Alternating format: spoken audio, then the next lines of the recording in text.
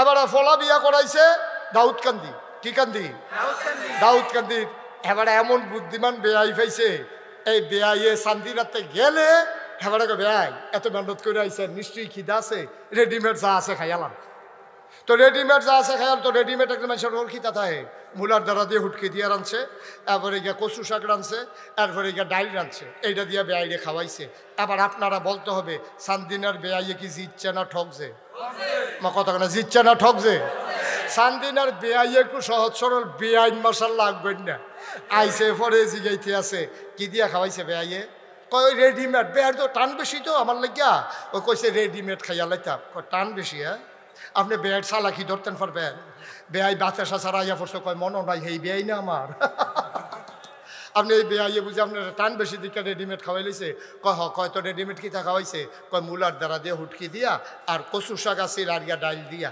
এই দিখাইতেন আপনি দাউদকান্দি গেছে, আমরা কোনো খানার অভাব আছে। আরেকবার যাইতে আপনি এই ইলিটগুঞ্জ নাইন না, চাটা খাইয়ার পরে যাইবেন, দেরি হইলেও যেন কোনো সমস্যা না হয়। পরের বার গেছে, বেআইনে তো হিয়াই দিছে, গেছে পরে কয় বেআই যা আছে রেডিমেড খাইয়ালাম। কয় না, নাস্তা খাইয়াইছি, লুঙ্গিটা দেন গোসল করি, বেআইন রকম মুরগাড়া জব করতো।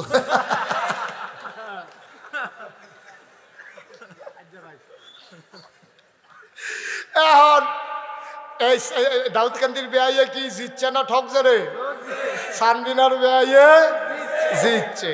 হাতে বাইক যাওয়ার জ্বালায় হাতে হোর বাইক গেছে বেড়াইতো, যাও হুদাবাদ খালি যাও খাওয়ায় যাও খাওয়ায়। তো এই জ্বালা আর যাও খাইতে খাইতে ভিতরটা তামা তামা করে লাইছি। হোর বাইক গিয়ে দিয়ে কুদুর সিন্নি টিন্নি খাওয়ান যায়নি, গিয়ে দেখছে যে দিছে যাও।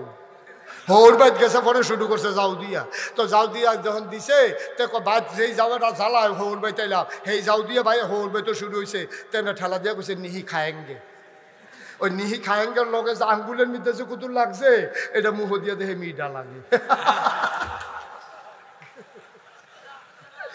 এত মনে মনে কি তারা যাও মনে করে ঠেলা দিয়ে দিলাম নিয়ে না। দাউদকান্দির হুজুরে যখন ওয়াজ করতে আসে, সারা জীবনের নফল মিলাইলেও একটা ফরজ হইতো না, একবার মাই দেখে রইছে। খেলে হুজুর তাহলে নফল ডিজে পল্লা বেটিকে ফাও গেল? কেন ফাও না, থাকবো, তবে ফরজ বানান যেত না। হ্যাঁ বেড়াই খেলিয়া হুজুর তারপরেও কুদুর যদি কইয়া দিতেন কয়টা নফল মিলাইলে একটা ফরজ হয়, তাহলে কাম লাগলে বাড়াইয়া কয়টা ফরজ নফল করতাম। হুজুরে কয় জীবনে তো এই প্রশ্ন কেউ করছে না, যে 40 বছর ধরে ওয়াজ করতে আসি, কয়টা নফল মিলাইলে একটা ফরজ হয়, এই কথা তো কেউ এই পর্যন্ত জিগাইছে না। হুজুরে ধুম ধরে বইয়া রয়েছে, কোন কিতাব পাওয়া যাব, কোন কিতাব পাওয়া যাব। কয় না, এটা কিতাব দিয়ে হইতো না। হুজুরে পরে কয় কিতাবটা জিগাইছিলেন? হুজুর জিগাইছিলাম কয়টা নফল মিলাইলে একটা ফরজ হয়। হুজুরে কতক্ষণ ধুম ধরে থেকে কয় যতটা সুপারি গাছ মিলাইলে একটা নারকল গাছ হয়। এরপরে ইন্ডিয়ার তারা কাটা তারের বেড়ার কাছে আইয়া তোমরা ডাক দিব, দুলা ভাই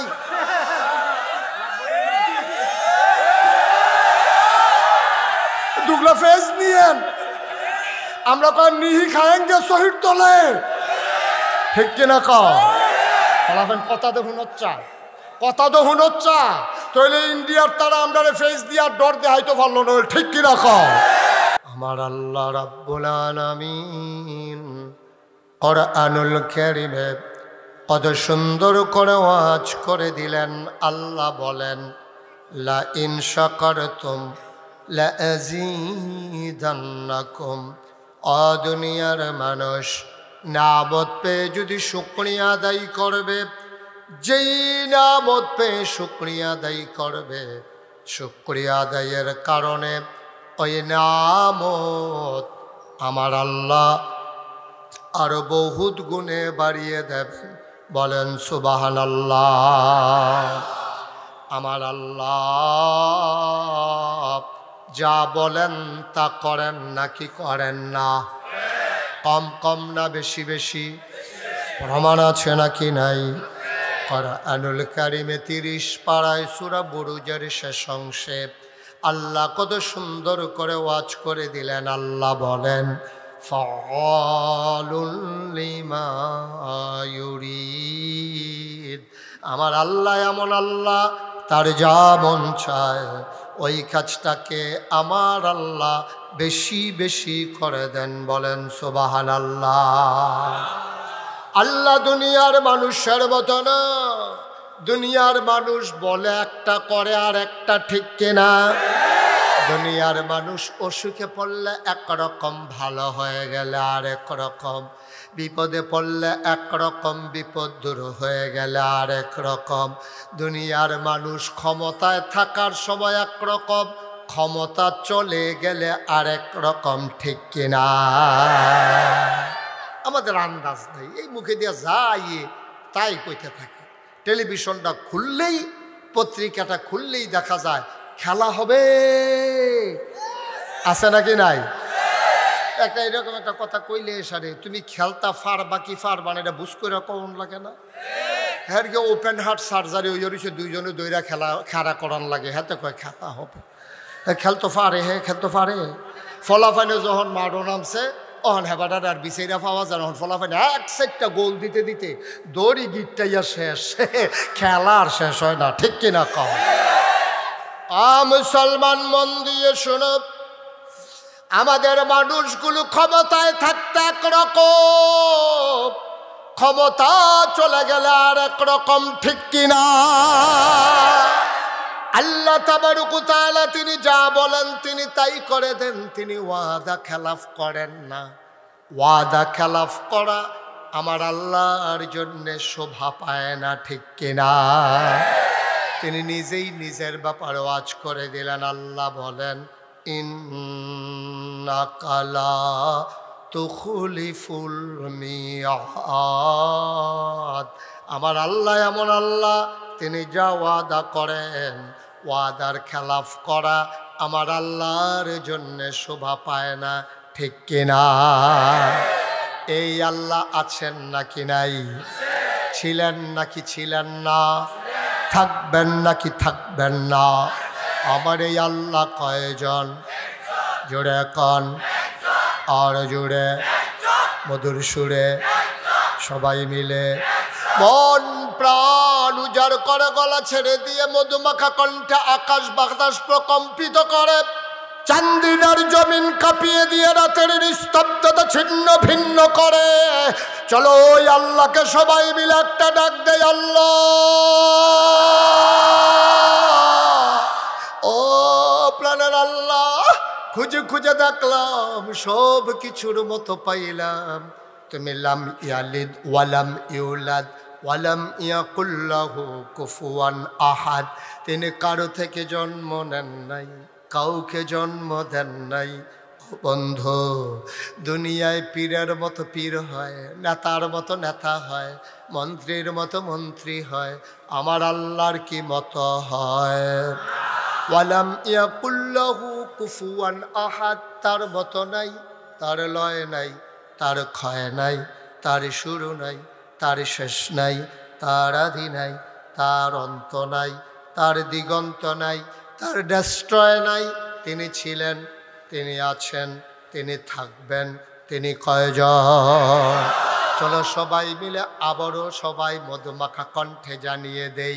কোরআনে ঢোকার আগে মারদুদ শয়তান থেকে ফেলে হয়েছে, যিনি রহমান যিনি রাহিম, তার নামে চলেন শুরু করি, সবাই পড়ি। আউযু বিল্লাহি মিনাশ শাইতানির রাজিম।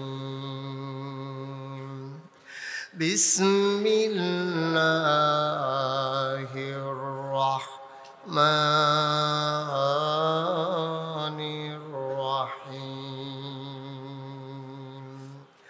ইয়া আইয়ুহান নাবিয়্যু তাকিল্লাহ ওয়া লা তুতি'ল কাফিরিনা ওয়াল মুনাফিকিন ইন্নাল্লাহা কানা আলিমান হাকীমা।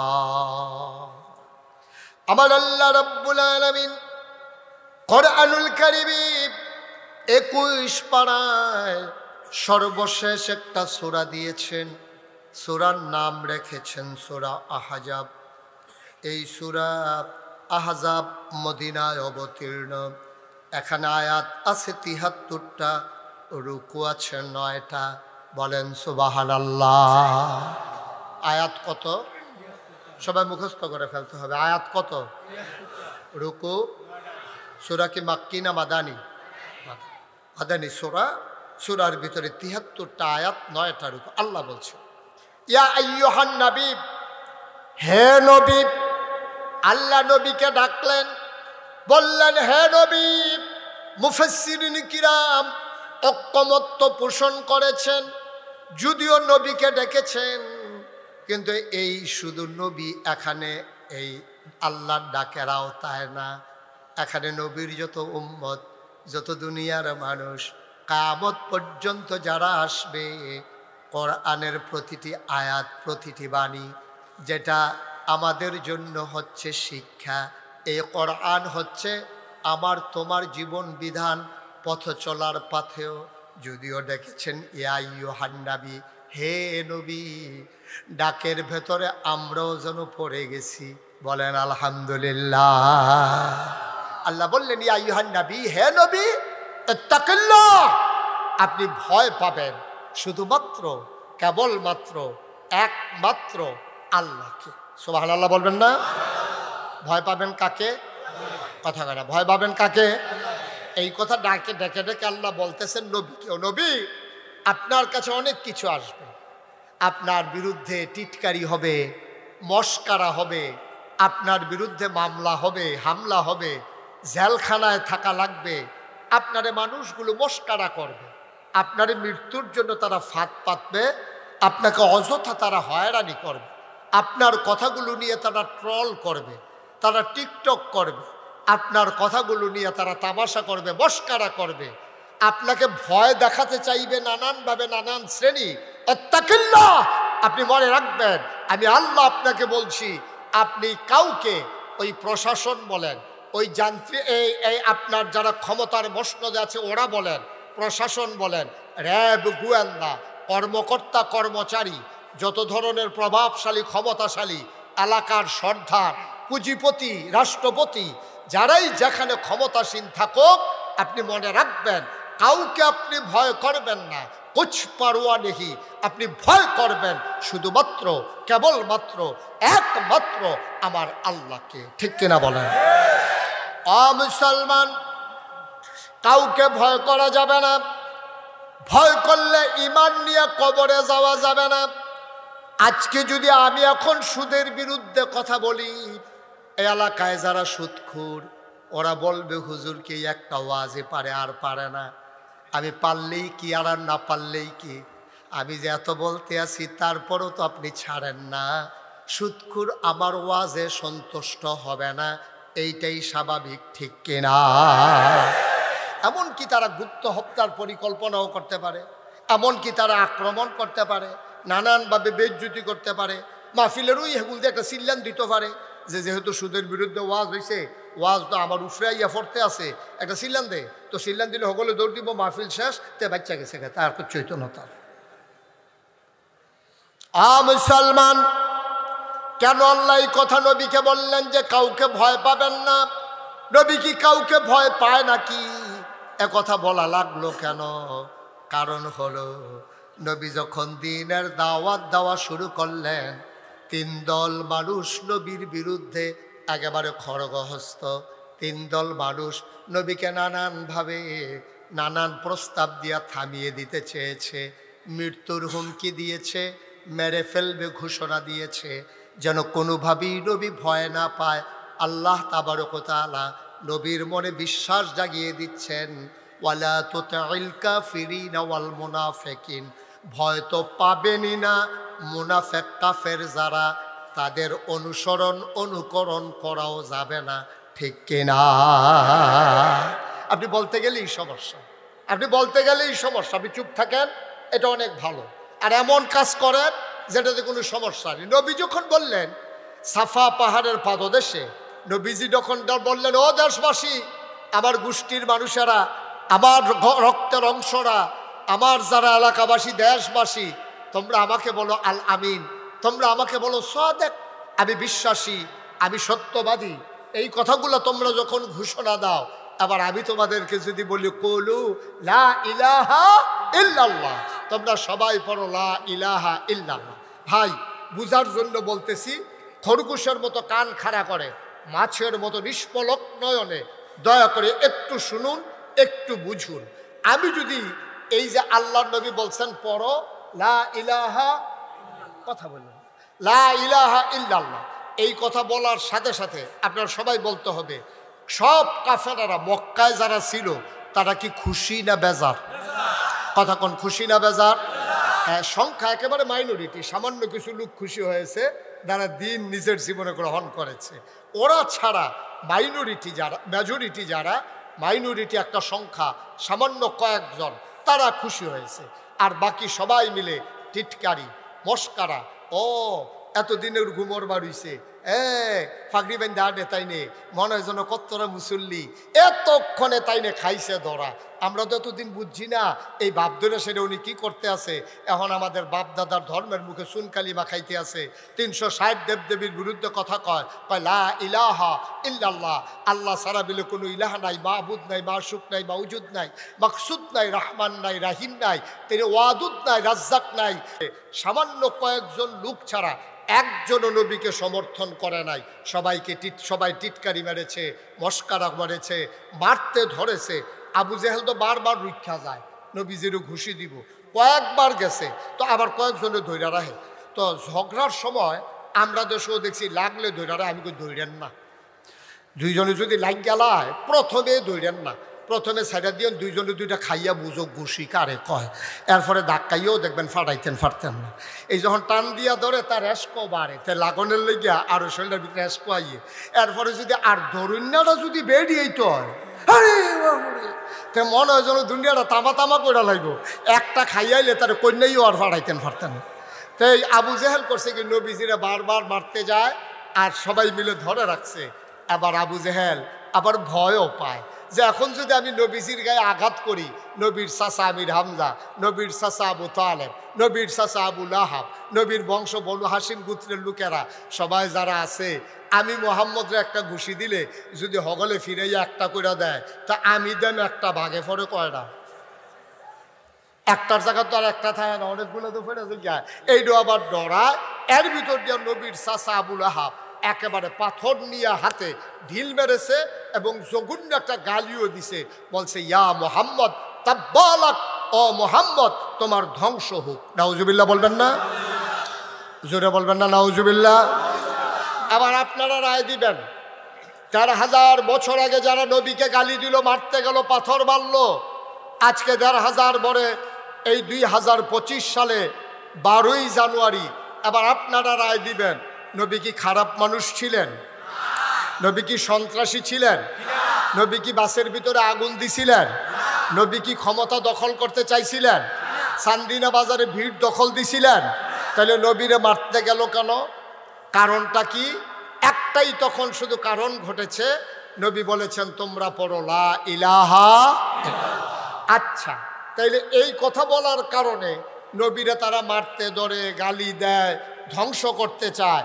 আমি মুশতাক ফয়েজি, নাগাইশের পীর সাহেব, আমি যদি এখন জিকির শুরু করি আর ফজর পর্যন্ত লা ইলাহা ইল্লাল্লাহ জিকির করি, সব মানুষ বিরোধিতা করবে দূরের কথা, সবাই এসে আমার এই দেশি মুরগির ডিম সিদ্ধ করে নিয়ে আসবে, মুরগার চাউ ছোট্ট করে বোনা করে সিডারুডি দিয়া, যে হুজুরে অনেকক্ষণ ধরে জিকির করতে আসে, বিদেশি কম্বলটা, ফুতের টেহারা, গাছের লাউডা, মাছের মাথাটা, গরুর কলজাড়া সব আইনা নাগাইশের হুজুরের রুমের চতুর্দিক দিয়া, জিকিরের চতুর্পাশ দিয়া এরকম হাদিয়া তোহফা আসতে আছে। আর এলাকার সবাই কইতে আছে, রে হুজুর যে জিকির করে, মনে হয় মাছে জিকির করে, গাছে জিকির করে, আকাশে জিকির করে, বাতাসে জিকির করে, কি সুন্দর জিকির।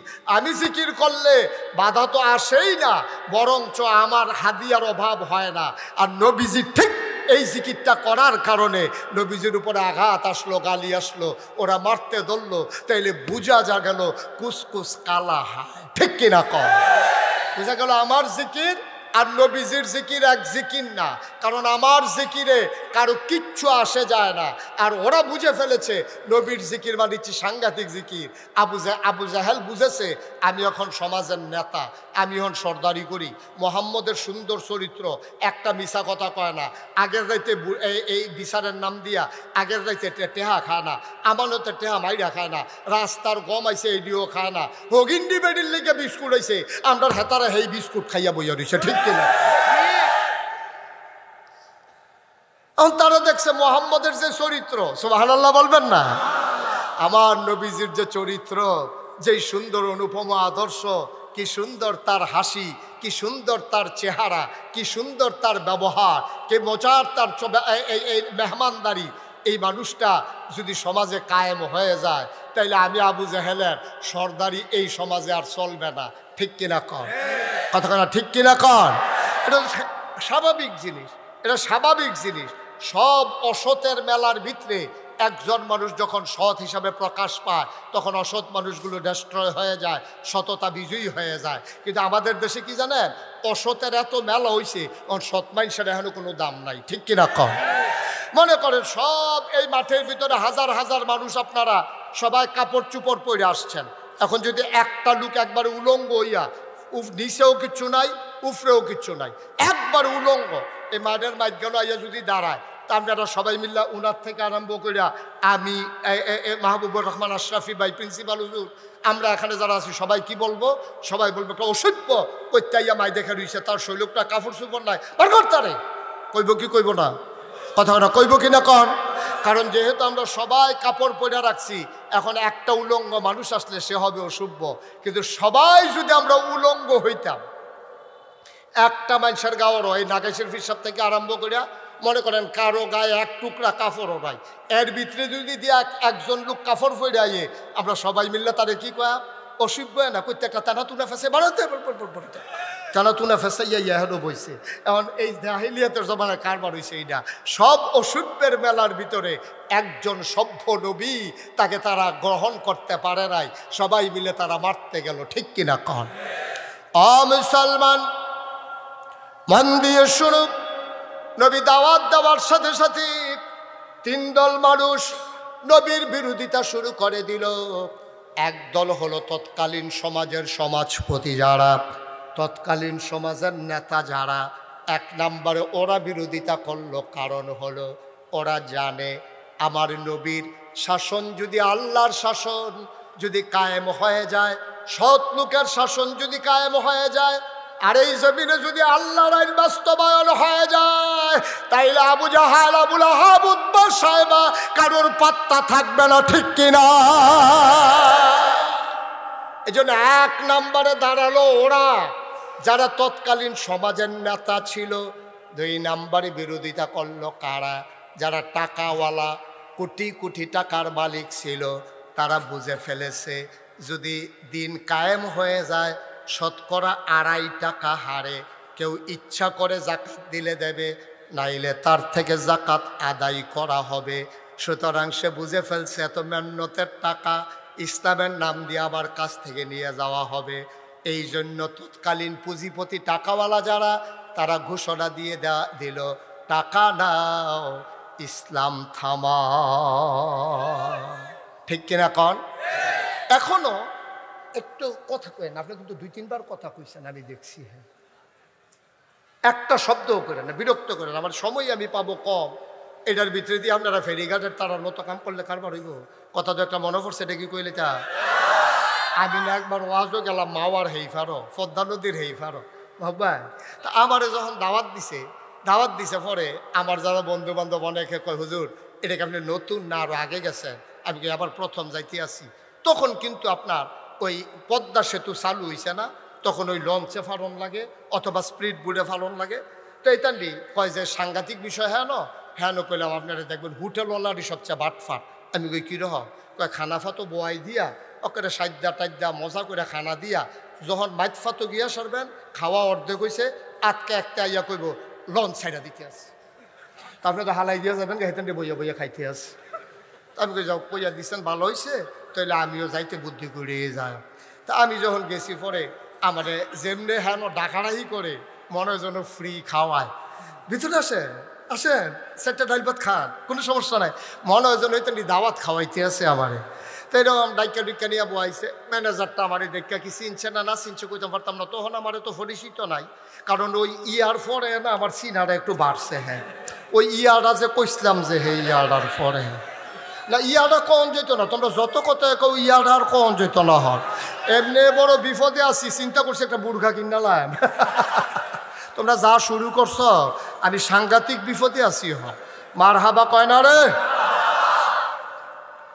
মালিকাই আসেন আমারে কয়, হুজুর আমি নিজে রাতে মাছের মাথাটা ধুইছি, এটা আপনি খান। ইলিশ মাছের মাথা সবচেয়ে বড় মাথা, আপনি মজা করে খান। তা আমি তো জানি যে এটা কারবার কি করে। তা আমিও মাছ লই যাবো, দেন না, অসুবিধা নাই, সুবিধা হইলে দেন। তো মাছ টাছ দিয়ে সারছে, মাছের মাথা, এটার মধ্যে তো কাটা বেশি, ইলিশ মাছের মাথা। একটু খাইয়ে সারছি, পরে একটা দৌড় দিয়ে আইয়া সেটা কয়, হুজুর লঞ্চ সাইডে দিতে আছে। আমি কই তৈলে খানা দিয়ে একটা প্যাকেটও করে দিই। আমি এই লঞ্চ বইয়া বইয়া খায়াম।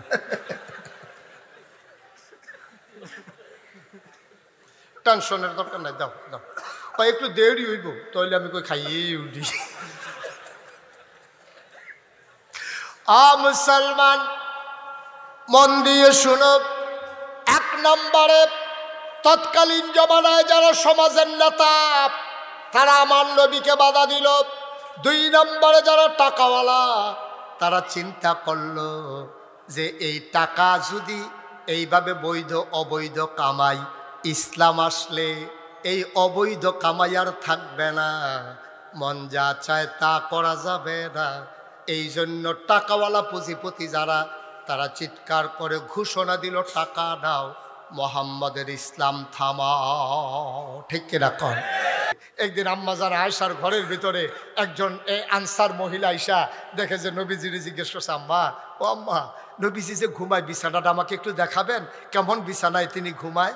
গিয়া দেখে একটা চট, এক ভাঁজ করা একটা চট, এটা বিছাই রাখছে। এই চটটার উপরে হাত রাইখা মহিলাটা কাঁদতেছে, আরে আমরা কত নরম বিছানায় ঘুমাই, আর নবীজির মতো মানুষ এই একটা চটের উপরে ঘুমায়। এই কথাগুলো কাঁদতেছে, বলতেছে, আম্মা ও আম্মা, আমার ঘরে একটা তুষক আছে, উপর দিয়া চামড়া, পেছনে ভেতরে এই এই খেজুর গাছের শোভা দেওয়া, আমরা কি এটা নিয়ে আসবো? আম্মা জান আয়েশা ছোট্ট মানুষ, তিনি খুশি হয়েছেন, তিনি মনে করলেন মজাই হবে, আরাম করে শোয়া যাবে। যখন এই টাইনা দেওয়া হলো, ঈদ অবসরে নবীজি ঘরে ঢুকলেন। উনি যখন খাটের উপরে বসলেন, দেখলে একটু নরম নরম লাগতেছে। নবীজি বললেন, এইটা পাইলা কই? কয়েকজন মহিলা হাদিয়া দিয়েছে। আয়েশা ও আয়েশা, আমার নবীজি আমার উহুদের পাহাড়, আমার আল্লাহ আমাকে উহুদের পাহাড়টা স্বর্ণ বানাই দিতে চাইছিল, আমি এটা রাজি হই নাই, আমি দুনিয়া থেকে ছেড়ে দিয়েছি। সামান্য একটা তুষকের কাছে হার মেনে যাব? ওকে ডেকে তুষকটা ফেরত দিয়ে দাও, আমার তুষক লাগবে না, আমার জন্য এই চটি আমার যথেষ্ট। সুবহানাল্লাহ বলবেন না? আল্লাহর নবী শেষ বয়সে একটু বাঁকা হয়ে হাঁটতেন, তিনি একটু কজু হয়ে গিয়েছিলেন, বাঁকা হয়ে গিয়েছিলেন। আম্মা জান আয়েশা কেঁদে কেঁদে বলতেন, নবী গো, আপনার বয়স তো এত বেশি হয় নাই, আপনার বয়স আর কত হইছে, এই বয়স আপনি কেন বাঁকা হয়ে গেছেন? আল্লাহর নবী চোখের পানি ছেড়ে দিলেন, ডাক ডাক, আয়েশা ও আয়েশা, তোমাকে বলা হয় নাই খন্দকের যুদ্ধের সময় আমাকে যখন সালমান ফার্সি পরামর্শ দিল যে মদিনার চতুর্পাশ দিয়ে একটা খাল খনন করেন যেন কাফেররা আমাদেরকে আক্রমণ করতে না পারে? আয়েশা গো, ও আয়েশা, খাল খনন করতে গিয়ে আমার সাহাবারা সবাই মাটি কাটতেছিল, পাথর উঠাইতেছিল, বড় একটা পাথর পড়ে গেল, এটা কোনোভাবেই উঠানো যাচ্ছিল না। জুহরের আজান পড়ে গেছে, মানুষগুলো অস্থির হয়ে গেছে, পাথর আর আলগি দেওয়া গেল না, বিরাট পাথর। নবীজির কানে যখন খবর গেল, নবীজি বললেন, সবাই সরো, এই দায়িত্ব আমার উপরে, আমাকে দাও, পাথরটা আমি সরিয়ে দেই। সুবহানাল্লাহ। আল্লাহর নবী পাথরে ধরলেন, তিনি সবাইকে সরিয়ে দিলেন। আল্লাহর নবী পাথর ধরে যেই টান মেরেছেন, রগের ভিতরে টান পড়েছে, কোমরের ভিতরে তিনি ব্যথা পেয়ে ফেললেন। তিনি আস্তে করে সোজা হয়ে দাঁড়াতে গেলেন, একটু বাঁকা হয়ে গেলেন। নবীজি কান্দে আর কয়, আয়েশা, সেই দিন যে পাথর টান দিয়ে একটু ব্যথা পাইছিলাম, এই ব্যথাটা আজ পর্যন্ত আর আমার কাছ থেকে গেল না। দুজাহানের বাদশা নবী, দুজাহানের বাদশা নবী।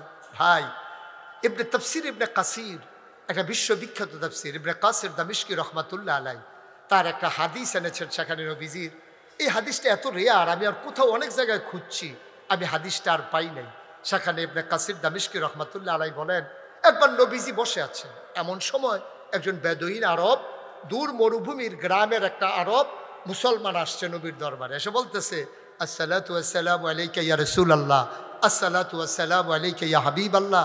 নবী বললেন, ওয়া আলাইকুম আসসালাম ওয়া রাহমাতুল্লাহ। কি খবর? কই ইয়া রাসূলুল্লাহ, আপনি কি আমাকে চিনতে পেরেছেন? কই না, তোমাকে তো চিনলাম না।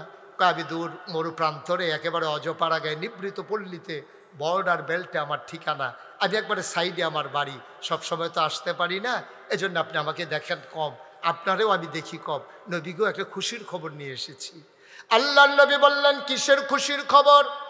ইয়া রাসূলুল্লাহ, ইয়া হাবিবাল্লাহ, আপনি তো আমার রুহানি পিতা, আমার মেয়েটা তো আপনার নাতনি, আপনার মেয়ে, আপনার নাতনি বিয়ের উপযুক্ত হয়ে গেছে।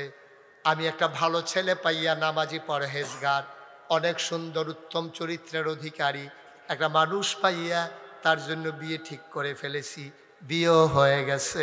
নবী গো, গুস্তাকি মাফ কর দিজিয়ে, বেয়াদবি মাফ করবেন, আমি আপনারে জানাইতে পারি নাই, আমি এসেছি এই জন্যে আপনার নাতিনের বিয়েতে আপনি কি কোনো উপহার দিবেন না? সুবহানাল্লাহ বলবেন না? আপনি সম্পর্কটা দেখছেন? আপনি কি সম্পর্কটা বুঝতে পারতেছেন? কেমন সম্পর্ক থাকলে উম্মতে গিয়া নবীজিরে কয়, ইয়া রাসূলুল্লাহ, আমার ভাইয়ার বিয়া, আপনি কিছু দিতেন না? আপনি পারবেন আপনার নেতারে কইতেন? আপনি পারবেন আপনি ফিস সাহেবরে কইতেন যে হুজুর, সারাটা জীবন তো আপনার ফিসে ঘুরলাম, আমার মেয়ের তো বিয়া, আপনার তো নাতিন, আপনি কি দিবেন হুজুর? এই কথাটা বাংলাদেশে কোনো ফিস সাহেবের কাছে গিয়ে বলা যাবে? বরং ফিস সাহেব আরও আশায় থাকে, নাতিনের যখন বিয়ে হইছে একটা লুঙ্গি আর একটা ছাতি তো নিশ্চিত, ঠিক কিনা কন? ছাতি তো একটা কাপড়ও দিত ফার, যেহেতু আমার নাতিনের বিয়ে হয়েছে আমি তো এটা ফা না, তাই না যে জীবনে বাইদে বাইদে দেওয়ান দরকার, তাই না এটার আর খবর নাই, তাই খালি হাদিয়া লইতে ইচ্ছে। আবার মাসালা কয় হাদিয়া লন সুন্নত, অন হাদিয়া লন যে সুন্নত, এটার লগে লগে যে আছে হাদিয়া দেওয়ানো সুন্নত, এটা তাই না বুঝলেই লিস, ঠিক কিনা কন? নাতিনের বিয়ে হয়েছে, ফিসা হুজুর আপনি কি দিবেন? বাংলাদেশে ওই কথাটা কইনা মুরিদ, আর এরকম কথা কোনের জায়গা ফিসা বড় অভাব আছে, ঠিক কিনা কন? খাইতে খাইতে খাইতে খাইতে মুরিদরা খালি দুনিয়া ছাড়ায়, তা বাবা দুনিয়া ছাড়ো, বাবা দুনিয়া ছাড়ো, দুনিয়া ছাড়তে ছাড়তে হেতে সব ছাড়া দিছে, আর এবার খেত রাখতে রাখতে এই গ্রাম বাদ দিয়ে এই গ্রামও গেছে। মুরিদরা খালি দুনিয়া ছাড়ায়, আর এবারে খালি দুনিয়াটা আঞ্জা দিয়া ধরে। আপনি বললে আপনি জিব্বা কামড় দিয়ে কচ করে কেটে ফেলবেন। আমি এমন একজন পীর সাহেবের নাম জানি, আপনি শুনলে অবাক হয়ে যাবেন। এই যে গত বিএস খতিয়ান হইল, এই লাস্ট যেটা বাংলাদেশের সরকার যে খতিয়ান করতে হইলো, অফিসার এসে এক পীর সাহেবরে জিগাইছে যে হুজুর আপনার জায়গা জমির কাগজপত্রটি লইয়ে আইয়েন, আর আপনার কয় ভাই কই বোন কন, আমি এটি ফরাইজ মতো বাক করে দিয়ে দেন। এবারে হাসতে হাসতে কয়, আমি আবার বাহের ঘরে একজনে সব দিয়ে আমারে দেন। এবারে কাগজপত্র সব লেখা দিয়ে আসিরা, থানা তো যাইতে পারছে না, ওই ফির সাহেবের বই নেই তো খবর পাইয়া অফিসারে গিয়া মাইক ফটো দৌড়ে বইছে, আপনি যে সব বাইয়েতে লেখা দিয়েছেন, বা আমার দুষ কি, আপনার বাইয়েই তো কইছে আপনারা কেউ নাই। হেবারা আছে একজন, তো হেবারে দিতাম না দ্যাম কারে, এইরকম ফির সাহেব বাংলাদেশও। নাউজুবিল্লাহ কইতেন না? জোরে কইতেন না নাউজুবিল্লাহ? কষ্ট হইতেছে আপনাদের না? এই কয়েক মিনিটের ভিতরে ছেড়ে দিচ্ছি। আল্লাহর নবী বসে আছেন নিথরে নিস্তব্ধ হয়ে। সাহাবা গিয়া কয়, ইয়া রাসূলুল্লাহ, ইয়া হাবিবাল্লাহ, আপনার নাতিনের বিয়ে, আপনি কি কোনো উপহার দিবেন না? নবী বিব্রত হয়ে গেলেন, পকেট হাতড়ালেন, একটা পয়সাও পকেটে নাই, ঘরে দেওয়ার মতো কিচ্ছু নাই। নবী এত লজ্জা পাইলেন, চেহারাটা লাল হয়ে গেল, চোখের কোণায় পানি জমে গেল। নবী থেমে যাওয়ার মানুষ না। নবী বললেন, সাহাবা আমার, আগামীকালকে সকাল 11টার দিকে তুমি আইসো। যদি আমি দরজা বন্ধ করে আরাম ফরমাই, তোমার সাথে আমার গোপন সংকেত, তুমি দরজায় ধরে নাড়া দেবা, শিকলে ধরে 3 বার নক করবা, আমি বুঝবো তুমি এসেছো। তোমাকে অনুমতি দেওয়া হলো, আমি এটাকে বেয়াদবি মনে করব না। এই কথা বলে চলে গেলেন সাহাবা। যাওয়ার পথে নবী বললেন, ছোট্ট একটা শিশি আনবা, একটা কাঠি আনবা। শিশি আর কাঠি নিয়ে সাহাবা আসলেন। পরের দিন নবী দরজা বন্ধ করে ঘুমিয়ে আছেন। আস্তে করে 3 বার নাড়া দিলেন, সালাম দিলেন, আসসালাতু আসসালামু আলাইকা ইয়া রাসূলুল্লাহ, আসসালাতু আসসালামু আলাইকা ইয়া হাবিবাল্লাহ। দরজা খুলে দিলেন নবীজি। আহলান সাহলান মারহাবা, মোস্ট ওয়েলকাম, আমার ঘরে তোমারে স্বাগতম। সাহাবা ভেতরে ঢুকলেন। নবীজি বললেন, শিশি আনছো নাকি? কয়, জি ইয়া রাসূলুল্লাহ, শিশি এনেছি। এবার সাহাবা কয়, নবী পাঞ্জাবির হাতাটা কোনই পর্যন্ত উঠালেন। 2 পাঞ্জাবির হাতা কোনই পর্যন্ত গুছাইয়া তিনি শক্ত করে এমনভাবে কচলাইতে শুরু করলেন। কচলাইতে কচলাইতে হাত 2টা গরম হয়ে গেল, পশমের গোড়ায় গোড়ায় ঘাম জমে গেল। আল্লাহর নবী বললেন, শিশি এনেছো নাকি? কয়, হ্যাঁ ইয়া রাসূলুল্লাহ, এনেছি। এবার নবী হাতটা বাঁকা করলেন, বললেন, কনুর কাছে শিশিটা ধরো। শিশিটা ধরা হলো। জমা ঘামগুলো ফোঁটা ফোঁটা করে শিশির ভিতরে পড়তেছে। 2 হাতের ঘাম। এবার 2 হাত অর্ধেক করে শিশিটা ভরে গেল। আল্লাহর নবী মুখটা বন্ধ করে কাঠিটা হাতে দিয়া ডাক দেয়া কয়, সাহাবারে, ও সাহাবা, গরিব নবী তোমার, ইচ্ছে করলেই একটা দাবি উপহার দিতে পারলাম না। একবেলা খাইলে আরেক বেলায় চুলায় আগুন জ্বলে না। না পারলাম দিতে কানের দুল, না পারলে দিতাম একটা নাকের ফুল। সবাই পড়েন আমিন। 2-1 ভাই উঠতেছিলেন।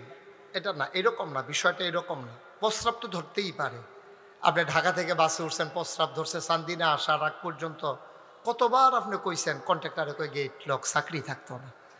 আপনি এই ফেসাব লই আইয়া ফুরছেন না চান্দিনা, তো মাহফিলও ফেসাব ধরলে করণ লাগবে, এটা কইছে কাটা, একটু বইলেই তো হয়। কই দেন, অসুবিধা নেই। আমিন কন, জোরে কন, আরো জোরে। আমি শেষ করে দিচ্ছি। যে কথাটা শুরু করেছিলাম শেষ করবো না, ছেড়ে দেব? সবাই কন আমিন। বন্ধুরা আমার, ভাইরা আমার, এবার আল্লাহর নবী চোখের পানি ছেড়ে দিয়ে কয়, সাহাবা আমার, তোমার গরিব নবী একবেলা খাইলে আরেক বেলা খাবার নাই। একদিন চুলায় আগুন জ্বললে 3 দিন চুলায় আগুন জ্বলে না। তোমার মেয়ের বিয়েতে খুব আশা ছিল বড় একটা উপহার দেব, কিন্তু দেব কেমনে? গরিব নবী তোমার, দিতে পারলাম না একটা নাকের ফুল, 2টা কানের দুল, পারলাম না গলার মালা, হাতের বালা, বেনারসি কাঁথান, কোনো কিছুই তোমার মেয়েকে দেওয়া হলো না। ঘরে এসে তালাশ করলাম, বিয়েতে দেওয়ার মতো কি আছে তোমার মেয়ের জন্যে? অনেক তালাশ করার পরেও কোনো জিনিস পাই নাই। তোমারে কথা দিয়েছি উপহার দেব, বাবা কিচ্ছু দিতে পারলাম না। এই যে আমার গায়ের পসিনা, এই যে পসিনা মুবারক ঘাম, এটা তোমার শিশির ভিতরে দিলাম, মুখটা বন্ধ করে নিয়ে যাও। তোমার মেয়ের বিয়েতে আমি নবীর পক্ষ থেকে এইটাই উপহার।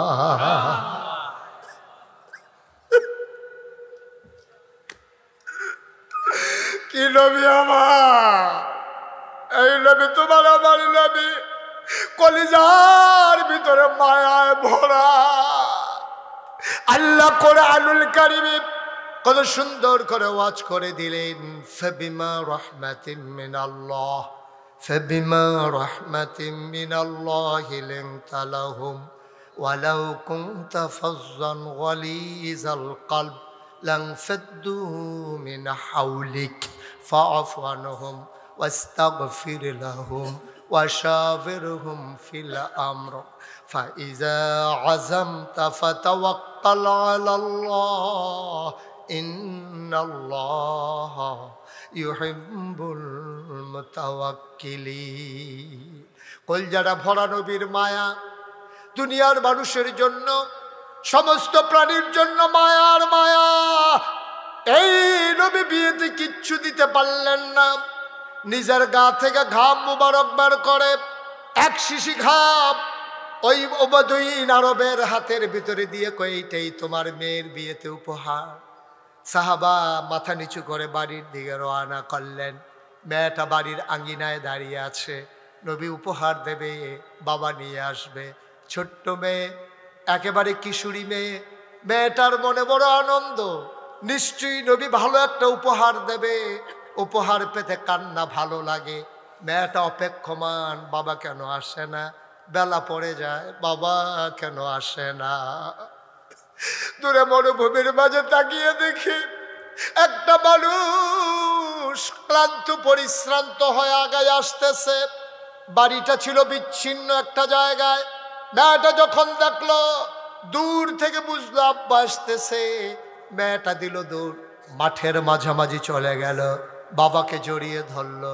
দেখে হাত খালি, বলে বাবা আমার বিয়ে থেকে আমার নবীজি কোনো উপহার দেয় নাই, কিচ্ছু কি দেয় নাই আমার নবী?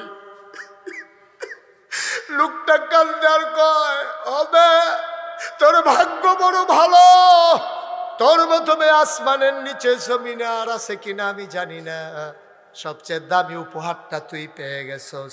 আব্বা কই উপহার? লুঙ্গির খুঁট থেকে বের করলেন ছোট্ট একটা শিশি। যখন বের করার সাথে সাথে পুরা এলাকাটা সুগন্ধে ভরে গেল। মেয়েটা কয়, বাবা এটা কি? কয়টাই তোর বিয়েতে নবীর দেওয়া উপহার।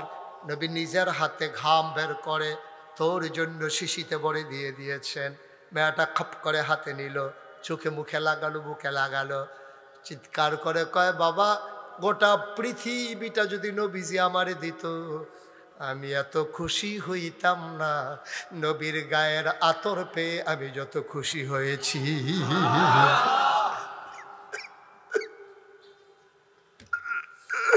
ও চাঁদিনার মুসলমান, ও এলাকার মুসলমান, মুশতাক ফয়েজি যদি কোনোদিন এই ময়দানে আর না আসে, কোনোদিন যদি তোমাদেরকে না ডাকে, মনে রাখবা আমি এসেছিলাম, মনে রাখবা কথা কয়টা বলে গেলাম। আমার দেশে রাজনৈতিক নেতা বলো, পীর মাশায়েখ বলো, ব্যবসায়ী বলো, পুঁজিপতি বলো, সবাই যার যার স্বার্থে ইসলামকে ব্যবহার করেছে। খুব কম মানুষ আছে ইসলামের মতো নিজেকে সাজিয়েছে, এই রকম মানুষের সংখ্যা বড়ই কম। এই জন্য আমি বলি, তোমার মন মতো আব্বা ইসলাম হবে না, ইসলামের মন মতো তোমাকে হইতে হবে, ঠিক কিনা? ইসলামের মন মতো আপনাকে আমাকে হইতে হবে।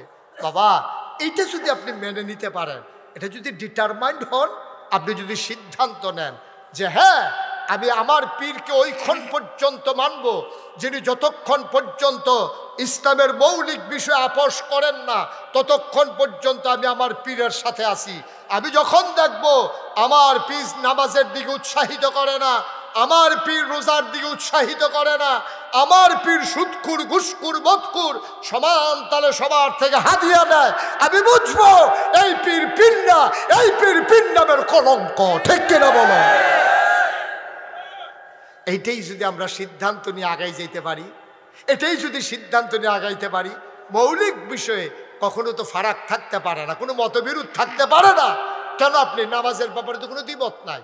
এই যে ফরজ নামাজ, ফজরের নামাজ 2 রাকাত, জুহরের নামাজ 4 রাকাত, আসরের নামাজ 4 রাকাত, মাগরিবের নামাজ 3 রাকাত, এশার নামাজ 4 রাকাত, এই ফরজের ব্যাপারে কারো কোনো দ্বিমত নাই।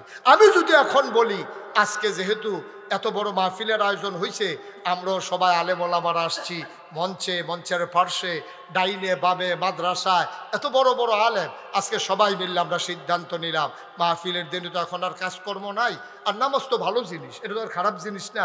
আজকে মাহফিলের দিনে আমরা সবাই মিলে এশারের ফরজ নামাজ আমরা 8 রাকাত পড়ব। রাজি হবেন আপনারা? কথা বলা রাজি হবেন আপনারা? কেউ রাজি হবেন না। তাইলে আল্লাহ এক, এই ব্যাপারে তো আমাদের কারো কোনো দ্বিমত নাই। নবীজি একজন, এই ব্যাপারে তো কারো দ্বিমত নাই। এই কোরআন আমাদের সংবিধান, এই ব্যাপারে তো কারো দ্বিমত নাই। 5 ওয়াক্ত নামাজ, এই ব্যাপারে দ্বিমত নাই। ফরজ রোজা, এই ব্যাপারে দ্বিমত নাই।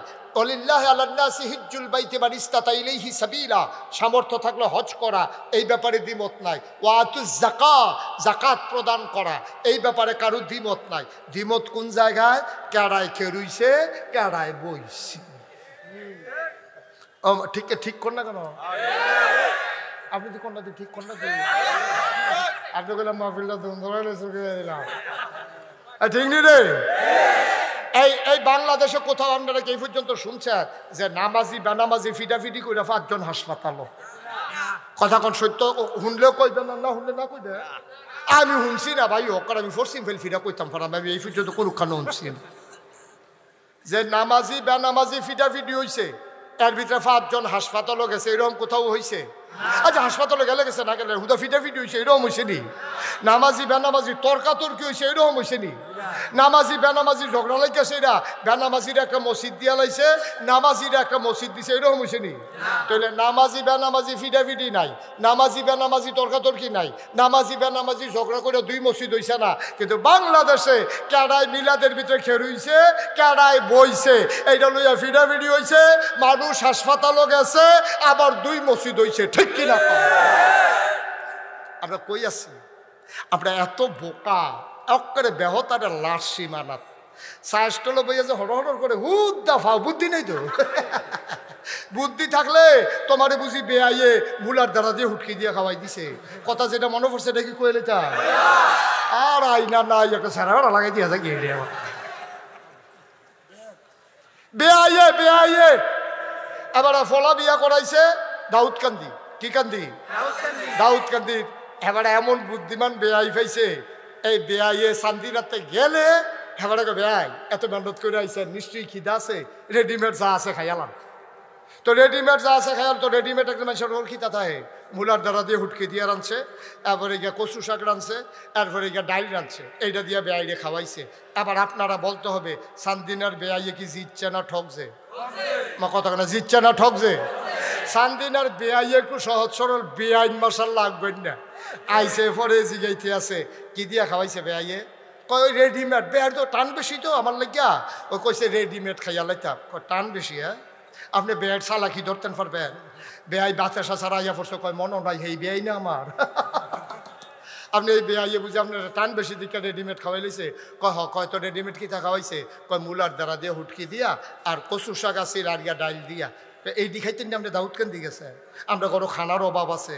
আরেকবার যাইতে আপনি এই ইলিটগুঞ্জ নেন না, চাটা খাইয়ার পরে যাইবেন, দেরি হইলেও যেন কোনো সমস্যা না হয়। পরের বার গেছে, বেআইনে তো হিয়াই দিছে, গেছে পরে কয় বেআই যা আছে রেডিমেড খাইয়ালাম।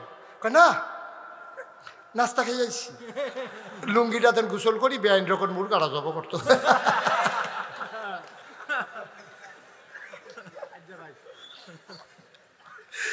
এখন এই দাউদকান্দির বেআইয়ে কি জিতছে না ঠকছে রে? সানবিনার বেআইয়ে জিতছে।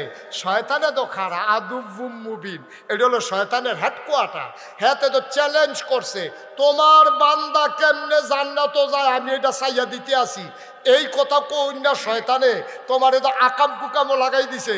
ওই বেআইয়ে যেমন মুলার দ্বারা হুটকি দিয়ে খাওয়াই দিছে, শয়তানে তোমারে কেডায় দাঁড়াইছে না, এই ফেসো হালাই দিয়া তোমারে নামাজ কাজা করাইছে। ঠিক কিনা কয়? তোমারে নামাজ ছড়াইছে, তোমারে লাগাই দিছে ফিটাফিটির, এগুলো দিয়ে নামাজের খবর নাই। আরো সহজ করে কইতে আছে, সারা জীবনের নফল যদি একখানো করেন, আপনি একটা ফরজের সমান বানাইতে পারবেন না। পারবো না? আলেম ওলামা যারা আছেন কোন পারবো? সারা জীবনের নফল একখানো করলো, নফলের জায়গাত নফল, ফরজের জায়গাত ফরজ, সারা জীবনের নফল মিলাইলো একটা ফরজ হইতো না। ঠিক কিনা কও? তো দাউদ এই নোয়াখালীর হুজুর তো তারা আবার সিহন বুদ্ধি বেশি, তারা ডাব খায় বেশি, তো আইউডিন বালা। তো এই দাউদকান্দির হুজুরে যখন ওয়াজ করতে আসে, সারা জীবনের নফল মিলাইলেও একটা ফরজ হইতো না, একবার মাই দেখে দিছে, খেলে হুজুর তাহলে নফল ডিজে ফল্লা বেটিকে ফাও গেল। কেন ফাও না, থাকবো, তবে ফরজ বানান যেত না। হ্যাঁ বেড়াই খেলিয়া হুজুর, তারপরেও কুদুর যদি কইয়া দিতেন কয়টা নফল মিলাইলে একটা ফরজ হয়, তাহলে কাম লাগলে বাড়াইয়া কয়টা ফরজ নফল করতাম। হুজুরে কয় জীবনে তো এই প্রশ্ন কেউ করছে না, যে 40 বছর ধরে ওয়াজ করতে আসি, কয়টা নফল মিলাইলে একটা ফরজ হয়, এই কথা তো কেউ এই পর্যন্ত জিগাইছে না। হুজুরে ধুম ধরে বইয়া রয়েছে, কোন কিতাব পাওয়া যাব, কোন কিতাব পাওয়া যাব। কয় না, এটা কিতাব দিয়ে হইতো না। হুজুরে পরে কয় কি তারা জিগাইছিলেন? হুজুর জিগাইছিলাম কয়টা নফল মিলাইলে একটা ফরজ হয়। হুজুরে কতক্ষণ ধুম ধরে থেকে কয় যতটা সুপারি গাছ মিলাইলে একটা নারকল গাছ হয়।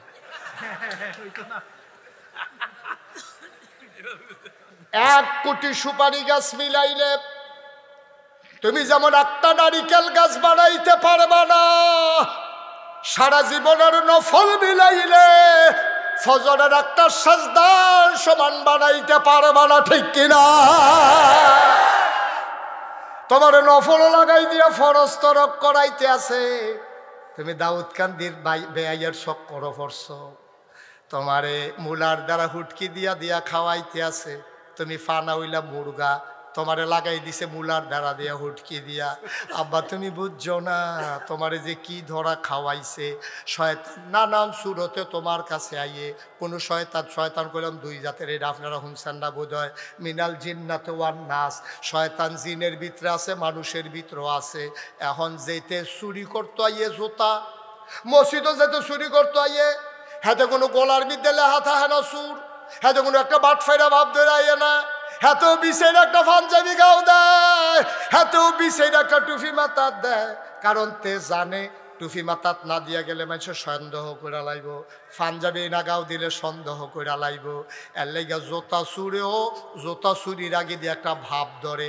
বাংলাদেশও ইমান চুরির আগে একদল ইমান চুর একটা ভাব ধরে, ঠিক কিনা? দেখলে মনে হয় তোমার ফেরেস্তা নাজিল হয়েছে, কি সুন্দর ফাগড়ি, কি সুন্দর দাড়ি, কি সুন্দর পাঞ্জাবি, মনে হয় তোমার ফেরেস্তা এটা যেটা শয়তানের হেডকোয়ার্টার, ঠিক কিনা? তুমি আমার মুসলমানের ভিতরে বিভেদ সৃষ্টি করো। ফরু মাসালা নিয়ে তুমি 3 ঘন্টা ওয়াজ করলে 4 ঘন্টা তুমি ফরু মাসালা নিয়ে ওয়াজ করো, মৌলিক ওয়াজ তোমার নাই। বাংলাদেশে তুমি বেনামাজি দেখো না, নামাজের ওয়াজ পারো না, তুমি আওয়াবিনের ওয়াজ করো, আশরাকের ওয়াজ করো। আগে নামাজের ওয়াজ করো, 18 কোটি মানুষ আগে নামাজি হোক, তারপরে যখন নামাজ ধরে লাইব তে বিষয়টা আরো নফল নামাজ বার করবো, মজা পাইয়া লাইলে, ঠিক কিনা? হাতে বাইক যাওয়ার জ্বালায়, হাতে হৌর বাইক গেছে বেড়াইতো, যাও হুদাবাদ খালি যাও খাওয়ায় তো এই জ্বালা আর যাও খাইতে খাইতে ভিতরটা তামা করে লাইছি। হৌর বাইত গিয়ে দিয়ে কিন্তু সিন্নি টিন্নি খাওয়ান যায়নি, গিয়ে দেখছে যে দিছে যাও। হৌর বাইত গেছে পরে শুরু করছে যাও দিয়া, তো যাও দিয়া যখন দিছে তো বাইত যেই যাওয়াটা জ্বালায় হৌর বাইত এলাম, সেই যাও দিয়ে ভাই হৌর বাইত শুরু হয়েছে। তেমনি ঠেলা দিয়ে কইছে নিহি খায়েঙ্গে। ওই নিহি খায়েঙ্গের লগে যে আঙ্গুলের মধ্যে যে কুতুর লাগছে এটা মুহ দিয়ে দেখে মিডা লাগে। এত মনে মনে কি তারা যাও মনে করে ঠেলা দিয়ে দিলাম সিন নিয়ে না।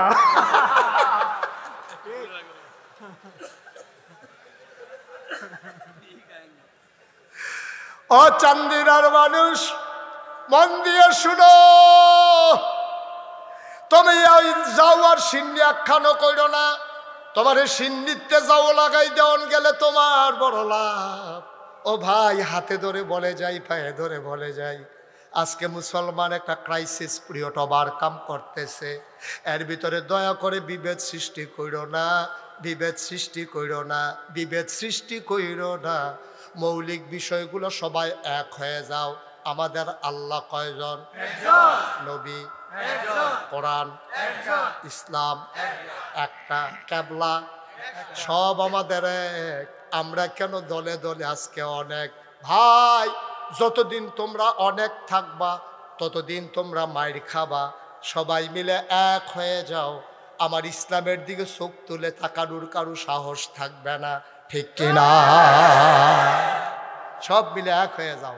আমার মনে আছে, আমি কথার জন্য কথা বলা না, এই 1 বছর ইন্ডিয়ার তারা, খুব খেয়াল করেন, সিহন কথা খেয়াল আছে নি?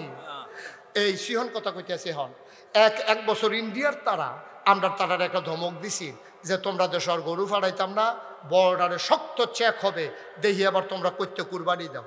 এই কথা হইন না আমরার ফলাফাইনি এত শক্ত হইছে, শিক্ষিত ফলাফায় জায়গায় জায়গায় সব ফার্ম করে আনেছে, এগ্রো ফার্ম, অমুকখানো ফার্ম, অমুকখানো ফার্ম।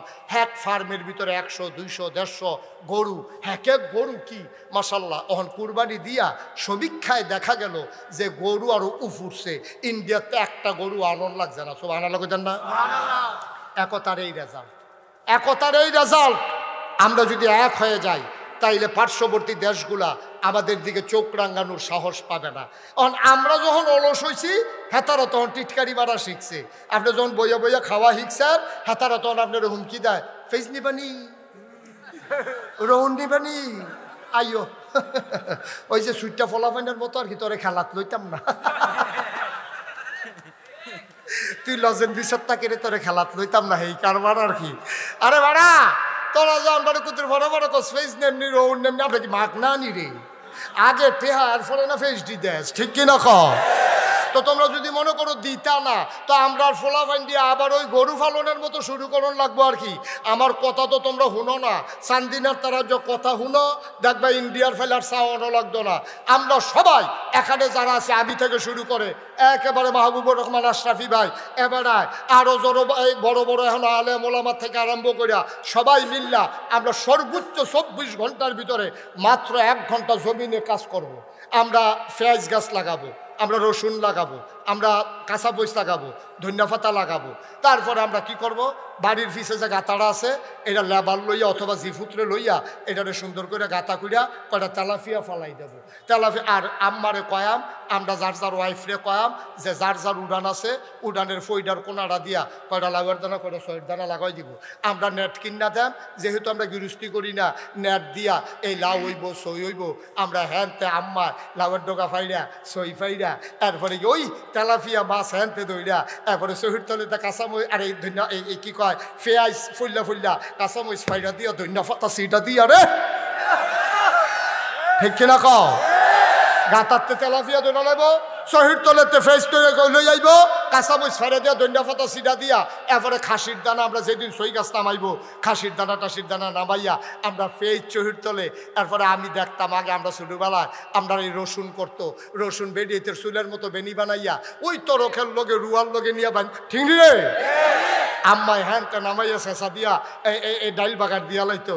আমরা যদি আবার নিজেরা এই মানুষগুলো এখানে যারা আছি আমরা যদি সবাই মিলে আজকে সিদ্ধান্ত নেই আমাদেরকে আর কাউকে চোখ রাঙ্গাতে দেব না, টিটকারি মস্কারা করতে দেব না। আমরা যদি নিজেরা ফেস করা শুরু করি, নিজেরা রসুন করা শুরু করি, ধন্যবাদ ধন্যবাদ কাঁচামরিচ লাগান শুরু করি, ফিসের গাতাটার মতো করে তেলাফিয়া হালাই রহি, দেখবা যে আমরা স্বয়ং সম্পূর্ণ হয়ে যাব। এরপরে এটি কোনো রাহুন্য জিনিস না। আনারস ফাইকা গেলেগা একদিনের তো 2 দিন রাখবা, এরপরে ফসা ধরবো। আমরা যদি না আনি কাডল ফাইকা সারলে তারা না খাইয়া যেটি থাকবো, আমরা যদি না আনি তখন তারা কী করবো ফেস কুনে 1 বছর এটি আরেক বছর রাহন জানা এটি খাওয়ান লাগবে। আমরা যখন এরপরে আনতাম না যাও কেউ তো আমরা রয়ে গেলে আমরা রান্নাম কিনতাম, এরপরে ইন্ডিয়ার তারা কাটা তারের বেড়ার কাছে আইয়া তোমরা ডাক দিব দুলা ভাই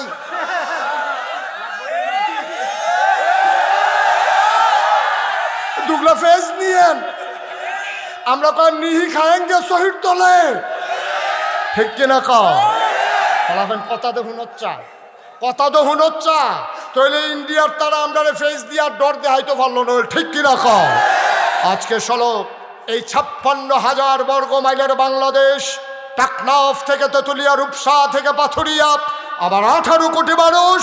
আমি হিন্দু বৌদ্ধ খ্রিস্টান বুঝি না, আমি জৈন ফার্সি নিগোষ্ঠীর মানুষ বুঝি না, সবাই মিলে আমরা বাংলাদেশি। যেহেতু এই বাংলাদেশের ভূখণ্ডে বাস করি, এই দেশ আমার দেশ, এই দেশের দিকে যারা চোখ তুলে তাকাবে ওই চোখ জায়গা মতো থাকবে না ঠিক কিনা বলো। সুতরাং আসুন সবাই মিলে আমরা ঐক্যবদ্ধ হই, সবাই মিলে আমরা একতাবদ্ধ হয়ে সবাই মিলে জানান দেই এই দেশ আমার দেশ, আমার ধর্ম ইসলাম, আমার রব আল্লাহ, আমার নবী মুহাম্মদুর রাসূলুল্লাহ, আমার জীবন বিধান সংবিধান আমার কোরআন। যদি দীপ্ত শপথ নিতে পারো খোদার কসম, খোদার কসম, পূর্ব আকাশে সূর্য ওঠা যেমন সত্য, পশ্চিমে অস্ত যাওয়া যেমন সত্য, চতুর্দশী পূর্ণিমার চাঁদ যেমন আকাশে হাসে ফকফকা জুস্তা বিলা এটা যেমন সত্য, আল্লাহর জমিনে আল্লাহর দ্বীন কায়েম হওয়া তার চাইতে আরো বেশি সত্য ঠিক কিনা বলো। এর জন্য যা করা দরকার চান্দিনার মুসলমান প্রস্তুত আছো কিনা হাত তুলে দেখা।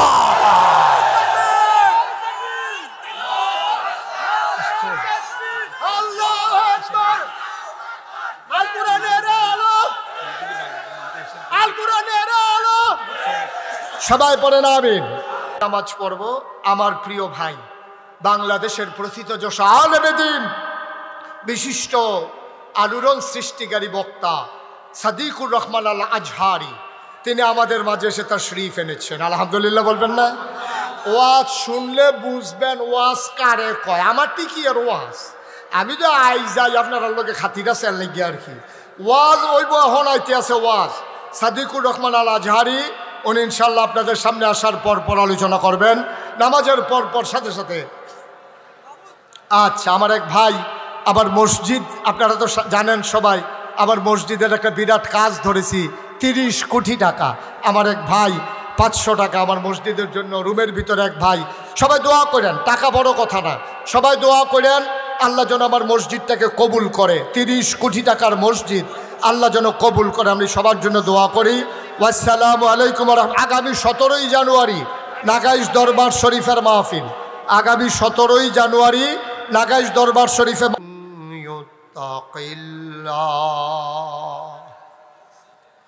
ولا تطع الكافرين والمنافقين إن الله كان عليما حكيما واتبع ما يوحى إليك من ربك إن الله كان بما تعملون خبيرا وتوكل على الله وكفى بالله وكيلا إن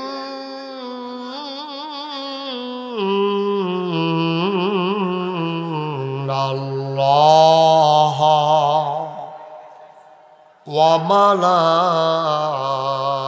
وملائكته يصلون على النبي يا أيها الذين آمنوا صلوا عليه وسلموا تسليما اللهم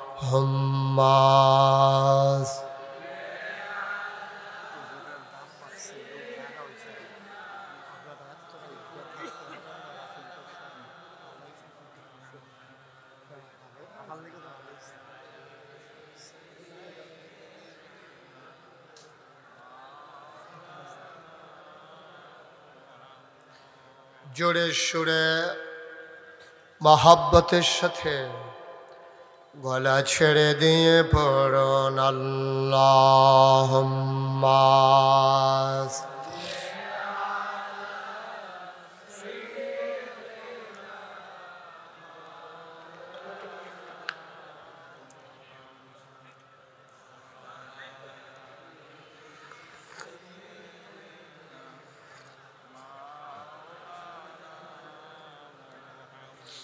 জীবন যদি যায় চলে যাক ঈমান ছাড়া যাবে না জীবন যদি যায় চলে যাক ইসলাম ছাড়া যাবে না ঈমান যদি ছাড়ো বন্ধু ইসলাম যদি ছাড়ো বন্ধু আল্লাহর জান্নাত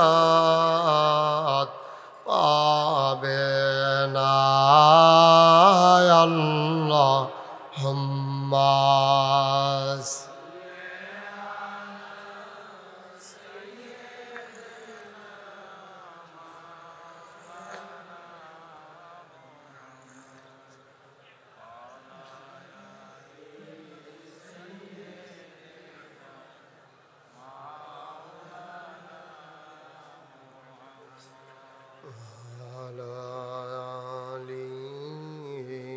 سيدنا مولانا لا إله إلا الله لا إله إلا الله لا إله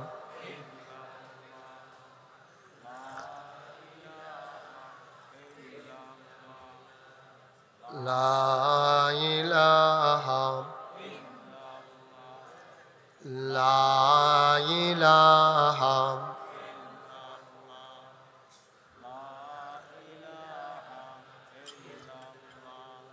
لا إله إلا الله لا إله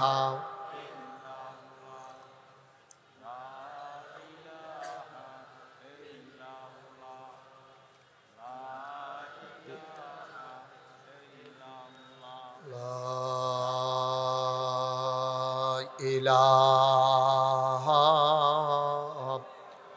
إلا الله محمد رسول الله صلى الله عليه وسلم اللهم صل وسلم وبارك عليه সবাই পড়ি আলহামদুলিল্লাহ জোরে আর জোরে আল্লাহ তাবারক ওয়া তাআলার দরবারে আমরা লাখ কোটি শুকরিয়া জ্ঞাপন করছি যিনি আমাদেরকে ঐতিহ্যবাহী ঐতিহ্যধন্য চান্দিনা আল আমিন ইয়াতিমখানা কমপ্লেক্স এর আওতাধীন আল আমিন ইসলামিয়া কামিল মাদ্রাসা প্রাঙ্গণে হাফেজ ছাত্রদের পাগড়ি প্রদান এবং 2025 সালের শিক্ষার্থীদের সবক প্রদান উপলক্ষে আজকের আয়োজনে বার্ষিক ওয়াজ ও দোয়ার মাহফিলে যিনি আমাদেরকে আসার বসার কিছু কথা শোনার সুযোগ করে দিলেন কর্মমুখর কর্মব্যস্ত আনন্দ ঘন একটি দিন অতিবাহিত করার পরে স্বাভাবিকভাবে ক্লান্ত পরিশ্রান্ত অবসন্ন এ দেহটা যখন একটু আরাম চায় সব আরামকে হারাম করে দিয়ে যিনি আমাদেরকে আসার বসার কিছু কথা শোনার সুযোগ করে দিলেন আর হৃদয়ের সবটুকুন আবেগ উচ্ছ্বাস ভালোবাসা আকতি কাকতি মিনতি জমা করে মাবুদের শিখানো কলেমা দিয়ে চিৎকার করে সবাই পড়ি আলহামদুলিল্লাহ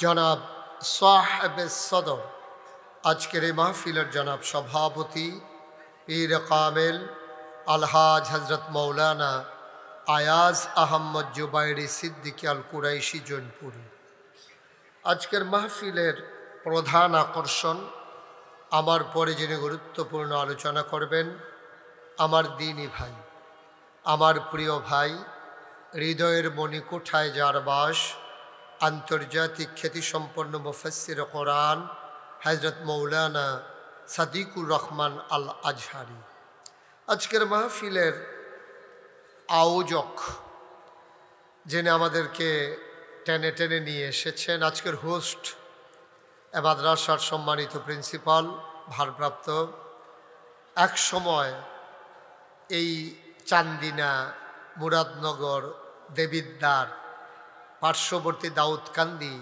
বিভিন্ন জায়গায় আমার এবং যার আচরণ ছিল অবিরত আমার প্রিয় ভাই অভিন্ন হৃদয়াংশ মণিকোঠায় যার বাস মৌলানা মাহবুবুর রহমান আশরাফি সাহেব উপস্থিত এই এলাকার বিভিন্ন মসজিদের ইমাম সাহেবান ওলামাই কেরাম মুরব্বিয়ানে আজাম কলিজার টুকরা যুবকেরা পর্দার আড়ালের মা ও বোনেরা সবার প্রতি আমার আবারও আন্তরিক সশ্রদ্ধ সালাম।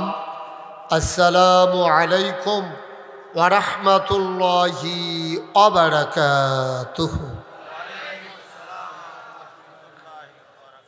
মাহফিলের জন্যে যেমন পরিবেশ দরকার, একটু ঘাটতি আছে। লোকজন বেশি হওয়া মানেই মাহফিল খুব সুন্দর তা না। মাহফিলে সবগুলো মানুষ বসতে পারলে মাহফিলটা সুন্দর হয়। তো মাইকের আওয়াজ না থাকলেও আমরা পিছন দিয়া কয়েকজনের যেই আওয়াজ আছে মাইক লাগতো না, তারা যদি আমার জায়গাটাত বইতো মাইক ছাড়াই তারার কথা মাইসে হুন্ড হইল। হ্যাঁ, আওয়াজ বালা মাশাআল্লাহ। আমিন কর। পেছনের তারা শুনতে পায় না, তুমি মাইকটা পেছনের তারারে বাড়াই দাও। আমিন কর। মাহফিলের জন্য আরেকটু অনুকূল পরিবেশ লাগবে। যারা মোবাইলগুলো ধরে রেখেছেন, এভাবে না রেকর্ড হয় না শোনা হয়, আপনি শুনতেও পারতেছেন না, রেকর্ডও হচ্ছে না। আপনার জন্য পেছনের মানুষটাও শুনতে পাচ্ছে না, দেখতে পাচ্ছে না। দয়া করে সবার মোবাইলগুলো বন্ধ করে দেন। যারা হাতে ধরে রেখেছেন মোবাইলগুলো বন্ধ করেন। এভাবে রেকর্ড হয় না তো। আপনার সাথে আমার সাউন্ড সিস্টেম নাই তো, বন্ধ করেন। পকেটে ঢুকান মোবাইল, কথা বুঝেন নাই? সবার মোবাইলগুলো বন্ধ করেন। ইউটিউবে হাজার হাজার ওয়াজ আছে, আপনি কয়টা ওয়াজ শুনবেন? ওয়াজ শুনতে শুনতে একদিন মরে যাবেন, দেখবেন যে ওয়াজ আরো বাহির হয়েছে, সবটি হুন্ডা যেতেন পারছেন।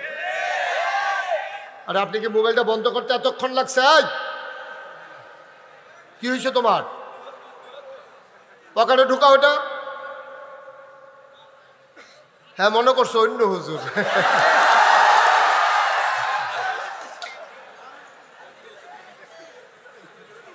একবার বলবো সাথে কানের তো খুললো এটা, কারণ ডিফা ডাফা দিয়ে ইয়ে বলছে।